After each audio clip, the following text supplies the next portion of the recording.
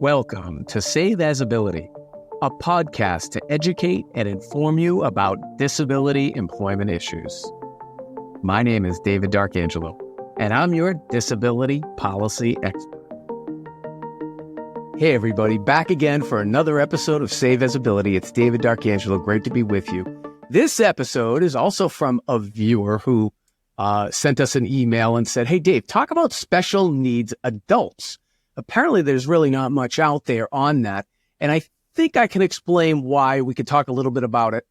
So special needs is generally referring to children, right? It's probably something that comes out of the educational environment. Many of the regulations and some of the laws actually speak to special needs.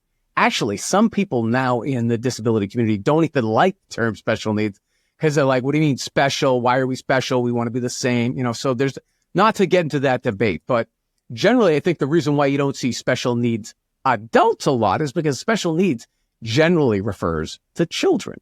And when we say children, well, what do we mean? Well, there's a couple of different ages I want you to be aware of.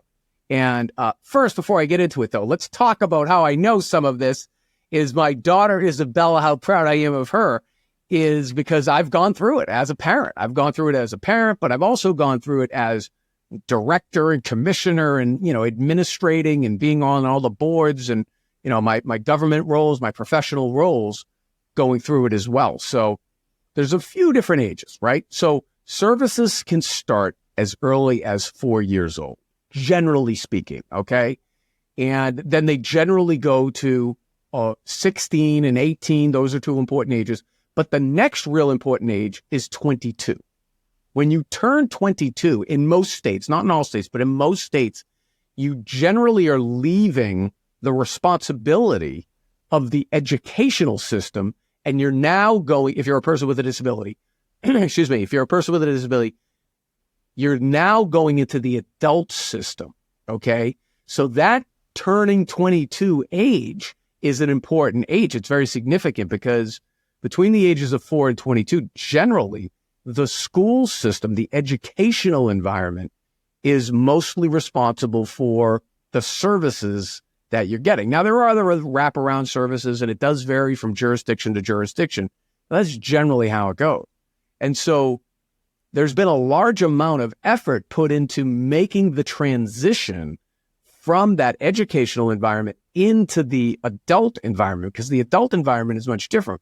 When you're in the school environment, there are quarterly meetings and plans you got to sign off of, and there's the whole teams, and there's the BCBA, and there's the speech pathologist, and there's the OT, and all the different professionals who are in on it. When you go into the adult system, it's much different. It's more of a programmatic approach, and there tend to be more community-based services as opposed to like a more institutional educational environment, right? So, for special needs adults, I probably wouldn't say special needs and then adults. I would say an adult with a disability, right? Or even more specific to the person, if they have a developmental disability or an intellectual disability or a mobility, whatever disability that they have, I think that's appropriate to make it as person-centric as you can, right? We want to be appropriate and respectful of people. That's why, again, special kind of doesn't sit right with some people. But I think when we're talking about children too, it's particularly because it's in some of the regulations and things like that, that's what you can get. But overall, we want to make sure here in America, we're providing for all of our people. That includes people with disabilities and people with disabilities support system. So that's the parents, it's the brothers, it's the sisters, it's the neighbors, the extended family, because it really does take a village, right? And unfortunately, so many programs, particularly at the federal level, have become outdated. And the models that were concocted and put in place back in the 60s and 70s, most of those are still in place, unfortunately. They really haven't changed with the times. So I think one of the things coming now with new leadership is, we now know that we've got to be much more responsive, and we have the technology to be able to improve access to opportunities and independence and self-determination for people with disabilities. That's the goal. is let's provide people access to opportunity. Let's level the playing field so that they can be as independent and self-determined as possible so that they can make their own decisions and do it in a community setting. Unfortunately, though, many of these government programs, particularly the federal ones, time has passed them by. So we're gonna revitalize those, which is a good thing, no matter where you sit on the political spectrum. I think everybody wants to make sure here in America that we're providing for all of our people, and we can do that. We can improve things. So again, this episode was brought to you by a viewer or a listener. Was it? Because we got it via email. I actually should follow up with them. But if you know how to get in touch with us, right? On whatever platform you're listening or watching us on, please, you can go to saveasability.com, send in your idea.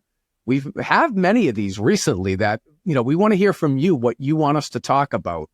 So we really just scratching the surface here. If you want us to go deeper into more detail, let us know, or other topics as well. We're there for you, trying to support our people with all abilities, right? We're all in various states of ability. So I'm fired up as usual. David D'Arcangelo, another episode of Save His Ability.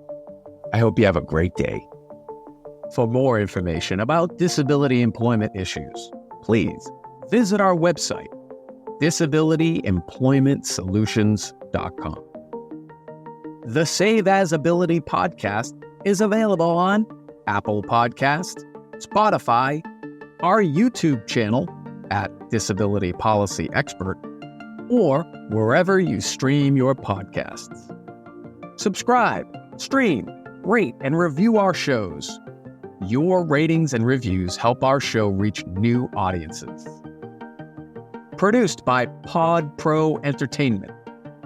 Save As Ability lives within a network of podcasts located at podproentertainment.com. #TheNewRadio. Again, my name is David D'Arcangelo, and I'm your disability policy expert. Until next time, thank you. I hope you have a great day.